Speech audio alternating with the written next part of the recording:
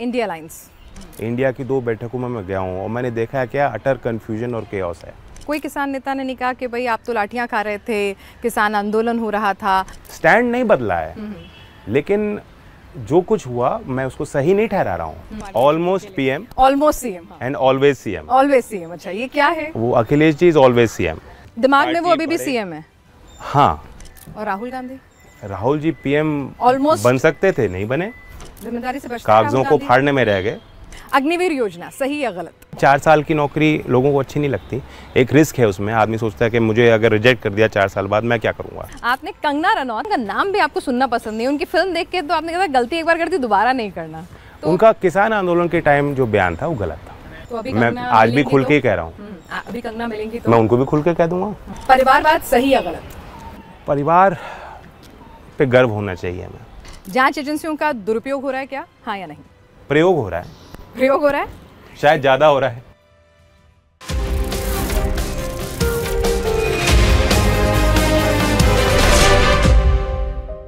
राजनीति में कैसे दिल जीते जाते हैं और कैसे एक पॉलिटिकल लव स्टोरी का अंत होता है और फिर झटके में ही नए रिश्ते बन जाते हैं और नए पॉलिटिकल समीकरण उभर कर आते हैं।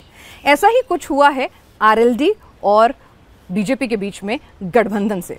और इन्हीं तमाम मुद्दों पर बातचीत करने के लिए हमारे साथ इस वक्त खुद आरएलडी प्रमुख और सांसद जयंत चौधरी जी साथ में हैं।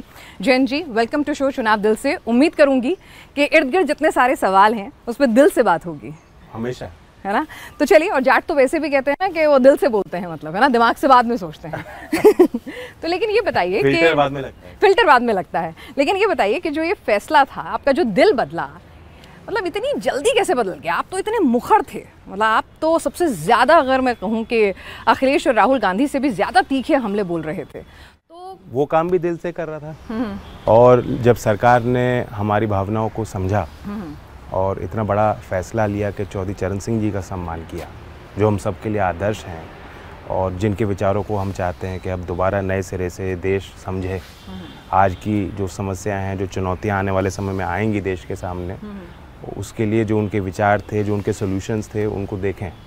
तो ये सब उनके विचारों के लिए हमने फैसला लिया। मतलब एक भारत रत्न ने सारी जो शिकवे शिकायत थे वो सब दूर कर दी? नहीं, देखिए, समस्या तो रहती हैं, उसका समाधान समय के साथ होगा, हम ढूंढेंगे। लेकिन एक प्रतिबद्धता सरकार ने जाहिर की है, देश के आगे रखी है कि हम किसानों के नेताओं का सम्मान करते हैं। और तो जब क्या किसानों की प्रॉब्लम चौधरी चरण सिंह का सम्मान करते हैं, नहीं, चौधरी चरण सिंह जी को भारत रत्न मिला, बहुत अच्छी बात है, लेकिन क्या उससे किसानों की समस्याएं सारी दूर हो जाएंगी? नहीं, लेकिन एक सम्मान दिया है किसानों। ये जिन चीजों के लिए आपने लाठी खाई थी, क्या वो सब मुद्दे दूर हो जाएंगे? जो चौधरी चरण सिंह जी जिस वातावरण में पैदा हुए, जिस गरीबी के साथ गुर्बत को उन्होंने खुद देखा, उनकी खुद की परिस्थितियां भी वही थी जो आज गाँव में जो नौजवान पल रहे हैं उनकी हैं। तो वो एक विश्वास कर सकते हैं अपने ऊपर कि अगर चौधरी चरण सिंह जी इतने ऊंचाई छू सकते हैं, देश के लिए इतना कुछ कर सकते हैं, तो उनके अंदर भी वो भावनाएं जग रही हैं और ये एक इनेबल कर रही हैं चेंज को। तो बहुत ताकतवर फैसला है। सिर्फ 53 लोगों को भारत रत्न दिया गया है। जब उस श्रृंखला में चौधरी साहब को जोड़ा गया है तो एक बहुत बड़ा सम्मान दिया है। हमें कदर करनी चाहिए। भारत सरकार ने फैसला लिया, इससे पहले भी लिया जा सकता था, पहले भी सरकारें आई, क्यों नहीं उन्होंने इस तरह का फैसला लिया, क्यों नहीं इस तरह से उन्होंने सोचा? तो आपने कहा कि दिल जीत लिया, अब कैसे ना करूं, तो क्या मतलब ये कोई डील हुई थी कि भाई हम भारत रत्न दे रहे हैं और उसके बाद आपको ना नहीं करना है हमारे साथ आने के लिए? नहीं, डील नहीं होती, लेकिन जब उन्होंने भारत रत्न दिया है तो ये मेरा दायित्व बनता था कि मैं उस फैसले की अहमियत को समझते हुए, महत्व को समझते हुए पहल करूं। फिर हमने, लेकिन वो तो चौधरी साहब को दिया हुआ सम्मान था जिसके वो हकदार थे, उसमें आप शुक्रिया कहकर भी काम चला सकते थे, हाथ मिलाने की जरूरत थोड़ी थी। आपको एक स्पेस दिखाई दे रहा है, एक पॉलिटिकल स्पेस हमें बनता दिखाई दे रहा है। जिस तरह से एनडीए का विस्तार हो रहा है, जिस तरह से वो दूसरे दलों के साथ जोड़ने का प्रयास कर रहे हैं, संवाद कर रहे हैं, उसे देखते हुए, और जब भारत रत्न दिया है चौधरी चरण सिंह जी को, तो जो हमारे इश्यूज हैं, जो मुद्दे हैं, उनको भी जो है ध्यानपूर्वक, मैं समझता हूँ कि एक अध्ययन होगा और उस पर विचार होगा और उस पर काम होगा। लेकिन एक आपने कहा कि एक स्पेस बनता हुआ दिख रहा है, तो ये बताइए कि स्पेस तो तब भी बन रहा था जब अमित शाह जी ने सार्वजनिक मंच से न्योता दिया था और आपने सार्वजनिक मंच से उसको ठुकरा दिया था। तब हम ऑलरेडी चुनाव प्रचार में थे। ओके। तो एक समय होता है, हम कमिटेड थे, हमने निर्णय ले लिया था, फैसला ले लिया था, उसको उस समय बदलना उचित नहीं था। ये कमिटमेंट से ब्रेकअप कैसे हुआ अखिलेश जी के साथ? ये इसलिए हुआ, जैसे मैंने आपको बताया कि एक स्पेस वहाँ हमें मिल नहीं रहा था और यहाँ हमें स्पेस बनता दिखाई दे रहा था, जहाँ अल्टीमेटली एज ए लीडर जहाँ आपको लगेगा कि आप ग्रो कर सकते हो, या जो आपके साथ जो लोग चल रहे हैं कितने कमिटमेंट के साथ, विश्वास के साथ वो आपका साथ दे रहे हैं, हर परिस्थिति में आपके साथ खड़े हैं, उनका क्या होगा। उन फैक्टर्स को देख के मैंने निर्णय लिया, विनेबिलिटी को देखते हुए निर्णय लिया। देश में जो माहौल है मैं भी उसको लगातार देख रहा हूँ, मैं भी एक पॉलिटिकल स्टूडेंट के तौर पे फैसलों को, निर्णयों को देखता हूँ, उनका प्रभाव को समझता हूँ कि समाज पे क्या उसका प्रभाव सरकार का पड़ रहा है, क्या लोकप्रियता है कि नहीं। विनेबिलिटी कहा तो क्या जयंत चौधरी ऑपर्चुनिस्ट है? नहीं, राजनीति में इसलिए तो राजनीति होती है कि आप चुनाव लड़ रहे हैं, जीतने के लिए लड़ रहे हैं। आप जीतेंगे तब जो आपकी पार्टी विचारधारा है, जो आप काम करना चाहते हो वो आप करें। ऐसा नहीं, विपक्ष की भी अपनी भूमिका है, मैं उसे इनकार नहीं कर रहा। और चुनाव जीतना ही सब कुछ नहीं होता। बहुत लोग कभी चुनाव नहीं लड़ते लेकिन समाज में उनकी बहुत इज्जत है, मैं उसे इनकार नहीं करता, लेकिन that's the nature of the game. क्या आपको ऐसा लगा कि बहुत ज़्यादा, मतलब अब आप लगातार 2 बार चुनाव, जिस तरह से प्रदर्शन अच्छा नहीं रहा पार्टी का, तो आपको लगा कि भाई अगर इसी तरह से हम लोग सरकार में नहीं रहे हैं तो कहीं ना कहीं हमारी पार्टी की जो राजनीति है, जो पूरी की पूरी अस्तित्व है, वो भी कहीं खतरे में आ सकता है, तो आपको लगा it's better to go with the. पिछले विधानसभा में हम 1 सीट जीत पाए थे, वो विधायक भी हमारा टूट गया था, वो भी छपरौली क्षेत्र का विधायक था, तो वो हमारे साथ नहीं रहे थे। मुझे कुछ करना होता तो उसका बिल्कुल, जब हम कमजोर थे उस समय मैं सोचता, पिछली बार तो हमारा प्रदर्शन अच्छा रहा, हम we have come back in the reckoning. Rajasthan में हमने विस्तार किया, दूसरी बार राजस्थान में हम विधायक जीत पाए एंटी इनकम्बेंसी के विरुद्ध जाकर। भरतपुर जिले में आप देखेंगे कांग्रेस पार्टी एक भी सीट नहीं जीती, हम दोबारा जीते हैं। और यूपी में भी हमने दोबारा 9 सीट जीती। तो मतलब जो हमारी स्थिति थी, चौधरी अजीत सिंह जी के जब वो कमान संभाल रहे थे, जो पिछला चुनाव था, वापस उस स्थिति पे हम आ गए थे। ओके, अच्छा ये बताइए कि अखिलेश जी के साथ क्या हुआ था? मतलब ऐसा क्या वो एक टर्निंग पॉइंट होता है ना, एक पॉइंट आता है जब सब कुछ ठीक चल रहा होता है, या फिर कुछ आप इग्नोर करते हैं कुछ चीज़ों को, और उसके बाद एक पॉइंट आता है कि बस दैट्स इट, आपने ठीक डिस्क्राइब किया। ऐसा नहीं कि एक मौका नहीं होता, एक अवसर नहीं होता, एक पल नहीं होता, समय के साथ चीज़ें होती हैं और बिल्डअप होता जा रहा था। और फिर अकेले अखिलेश जी की बात नहीं है, वो इंडिया का हिस्सा है। इंडिया की 2 बैठकों में मैं गया हूँ और मैंने देखा है क्या अटर कन्फ्यूजन और केओस है। कोई विचारों में तालमेल नहीं है, रणनीति नहीं है। नीतीश जी हट गए, उसके बाद मुझे लग रहा था कि और टूट होनी है। उन चीज़ों को मैं देख रहा हूँ ना, और कोई एजेंडा नहीं, कोई जॉइंट मीटिंग नहीं कर पाए। जो दूसरी बैठक पटना के बाद हुई, जिस पहली बैठक में मैं गया था बेंगलुरु में, वहाँ हमने तय किया था कि एक पब्लिक एक्शन होगा। आप कह रहे हैं सिंक नहीं है, मतलब कोई आपस में कुछ सिंक नहीं, अभी भी लड़ रहा है। आप देखिए ना क्या हालत है, राज्यों में एक दूसरे के साथ खूब गाली गलौच हो रहा है, लड़ रहे हैं और कह रहे नहीं देश में, हम इंडिया में कहाँ हो? जो आपको जिस राज्य में आप राजनीति कर रहे हो वहीं आप तालमेल नहीं बना पा रहे हो। फिर एसपी के अंदरूनी जो चीजें हैं, जिस तरह कन्फ्यूजन है, एक फैसले लेने की जो क्षमता होनी चाहिए, उस पर टिकने की क्षमता होनी चाहिए, वो दिखाई नहीं दे रही। मतलब अखिलेश में क्षमता नहीं, आप कह रहे हैं? नहीं, कलेक्टिव लीडरशिप जो भी समाजवादी की है, कंफ्यूजन है। 3 बार आप उम्मीदवार बदल रहे हो ना। इससे पहले अर्बन बॉडीज के चुनाव हुए थे यूपी में, बीजेपी बड़ी जीत उन्होंने हासिल की। क्यों? क्योंकि यही कंफ्यूजन था चयन को लेकर। मेरी अखिलेश जी से बात हुई, हमने तय किया कि तालमेल हमें बना के रखना, ठीक है, हमारी पार्टियां साथ काम करेंगी। मैंने एक समिति बनाई, उन्होंने समिति बनाई, समिति के सदस्यों ने बैठा, पूरा हैश आउट कर दिया, फैसला ले लिया, सूची बना दी कि ये जो सीट है ये यहाँ नगर पंचायत ये लोकदल लड़ेगा और ये जो है सब समाजवादी लड़ेगा। तय होने के बाद भी पता लग रहा है कि लखनऊ से वो जो सीट हमें दी गई थी वहाँ भी समाजवादी लड़ रही है। हमने शिकायत दर्ज की तो नहीं, हम क्या कर सकते हैं, वो तो लड़ गए। तो जो पार्टी में इतना भी डिसिप्लिन नहीं है, फैसले नहीं ले पा रहे आप कि आपको अलायंस को मजबूत रखना है कि नहीं रखना है। Chandrashekhar Azad is another example.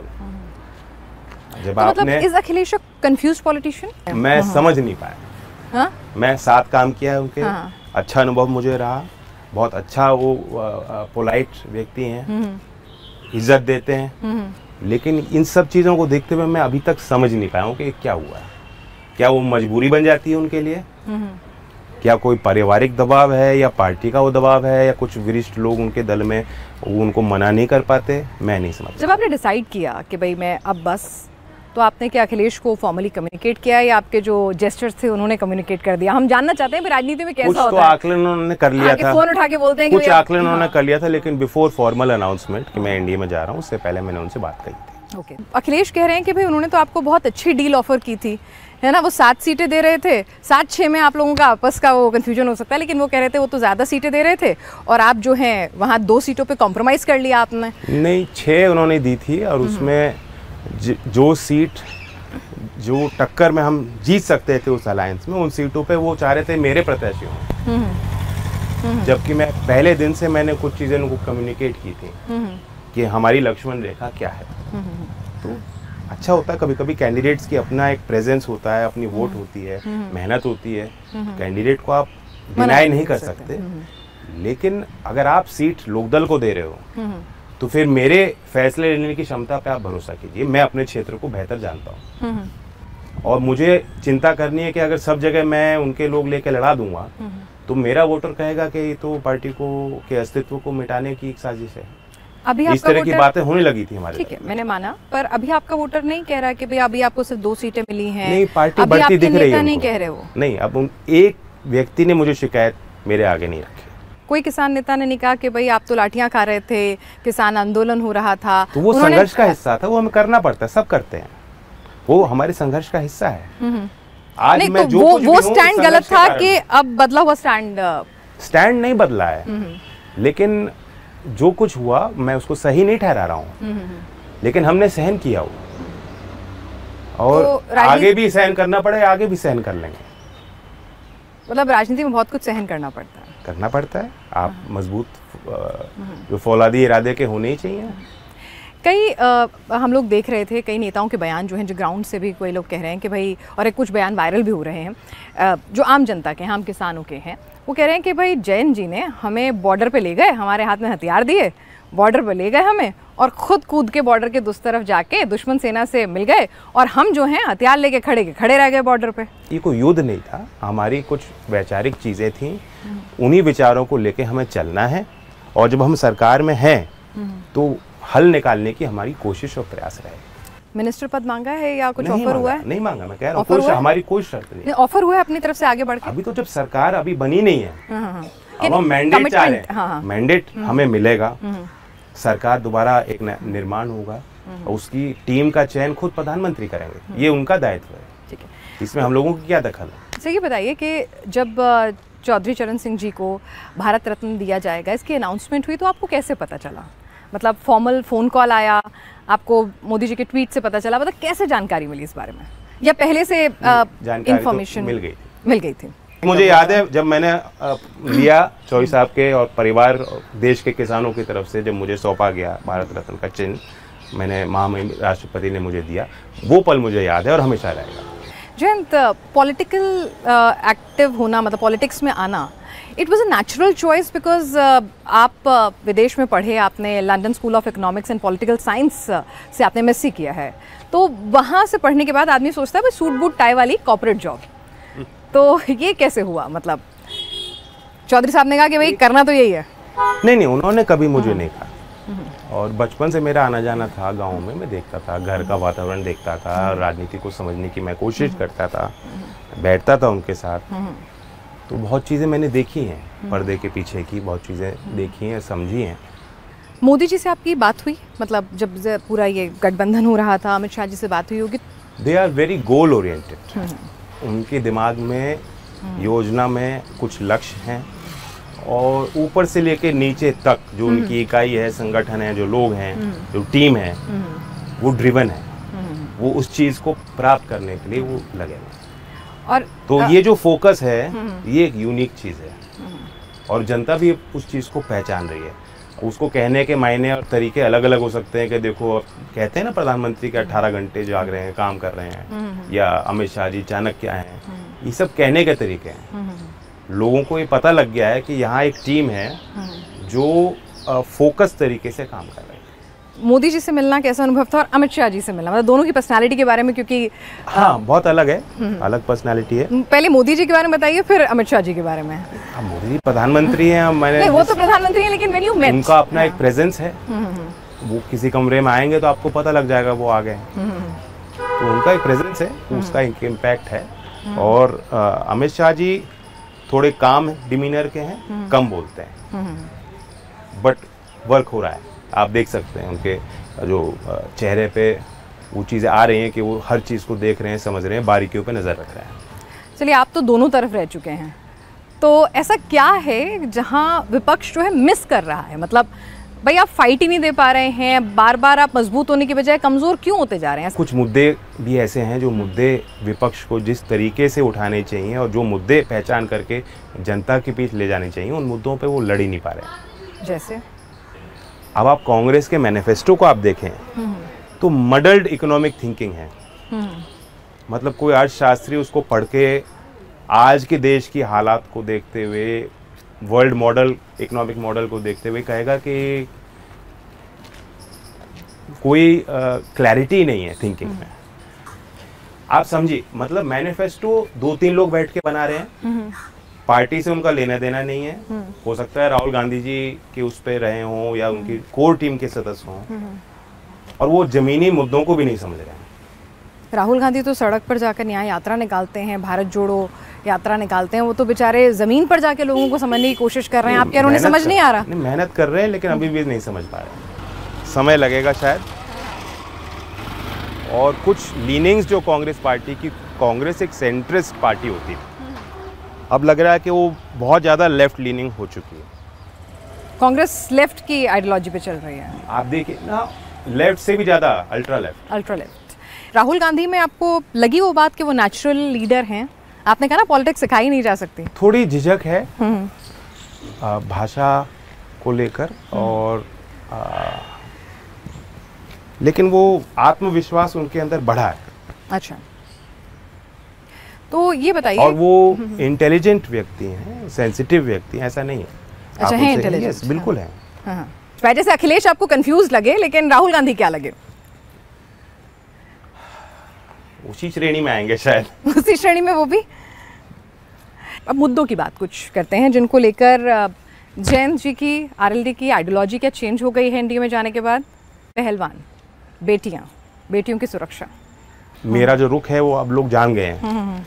As an MP मैंने पूरी एमपी लाइट को डिवोट किया है खेल के इंफ्रास्ट्रक्चर को बनाने के लिए। नहीं, आप मेरी नई पीढ़ी खिलाड़ी पैदा होंगी। आप मेरे सवाल पर आप खेल कर रहे हैं। मैं ये नहीं पूछ रही हूँ आपसे कि आप खेलों के लिए क्या कर रहे हैं। मैं पूछ रही हूँ कि पहलवान उनकी कह रही है। मुझे खुशी हुई, अभी वो क्वालिफाई कर गई हैं ओलंपिक। और जो लड़ाई लड़ रही थी वो, और जिसमें सरकार साथ न्याय होगा उनके साथ, क्यों नहीं होगा? न्याय होना चाहिए उनके साथ। आपको एक स्टेटमेंट पढ़ रही थी, आपने कहा था कि एक खुद को परमानेंट सीएम के तौर पर मतलब हमेशा मोड में रहते हैं और एक पीएम मोड में रहते हैं, तो जरा इसको एक्सप्लेन करें हमारे दर्शकों के लिए। ऑलमोस्ट सीएम, हाँ, and always CM. Always CM, अच्छा ये क्या है? वो Akhilesh ji is always CM. अब क्योंकि वही उनको लखनऊ में है और सिस्टम, क्योंकि समाजवादी बड़ा प्लेटफॉर्म है, मुख्यमंत्री रह चुके हैं, तो अभी भी एक लीडिंग फेस हैं ऑपोजिशन के उत्तर प्रदेश में, तो ऐसा महसूस होता है उनको फर्क ही नहीं है कि सत्ता में आए ना आए, दिमाग में वो अभी भी सीएम है। हाँ, और या उनके जो इर्द गिर्द लोग हैं वो उन्हें महसूस नहीं होने दे रहे, क्योंकि सत्ता चली गई है भाई, वो विपक्ष की भूमिका में भी नहीं दिख रहे। अच्छा, जिस तरह हम लोग विपक्ष में होते थे और जो हमारा काम होता था, मेहनत होती थी, वो आपको नहीं दिख रही। और राहुल गांधी? राहुल जी पीएम ऑलमोस्ट बन सकते थे, नहीं बने। मनमोहन सिंह जी के सेकंड टर्म में, और प्रणब मुखर्जी का तो ये आ गया है बाहर, सार्वजनिक हो चुका कि बहुत नेताओं ने उनको मनाने की कोशिश की कि आप एक जिम्मेदारी लीजिए, लेकिन वो फाड़ने में रह गए, जिम्मेदारी से बचते, कागजों को फाड़ने में रह गए। राहुल गांधी जिम्मेदारी से बचते हैं, ऐसा लगा आपको? उस समय उनको लेनी चाहिए थी जिम्मेदारी। वो एक बड़ा चेहरा थे, सरकार के फैसलों के पीछे, पर्दे के पीछे उनका एक योगदान था, लेकिन वो जनता के बीच वो मैसेज नहीं दे पाए। आपने कंगना रनौत, अब तो आप के सहयोगी दल में हैं, चुनाव भी लड़ रही हैं, आपने कहा था उनका नाम भी आपको सुनना पसंद नहीं, उनकी फिल्म देख के तो आपने कहा गलती एक बार कर दी दोबारा नहीं करना। मैं अभी नहीं देख रहा। अभी नहीं देख रहे? उनकी फिल्म आ भी नहीं रही है शायद, पुरानी थी, मैं आ गई है इसलिए। तो उनका किसान आंदोलन के टाइम जो बयान था वो गलत था, किसान आंदोलन पर जो बैठे लोग थे उनको आतंकवादी कहना, खालिस्तानी कहना वो गलत बात है। तो अभी मैं आज भी खुल के कह रहा हूँ, अभी कंगना मिलेंगी तो मैं उनको भी खुल के कह दूंगा।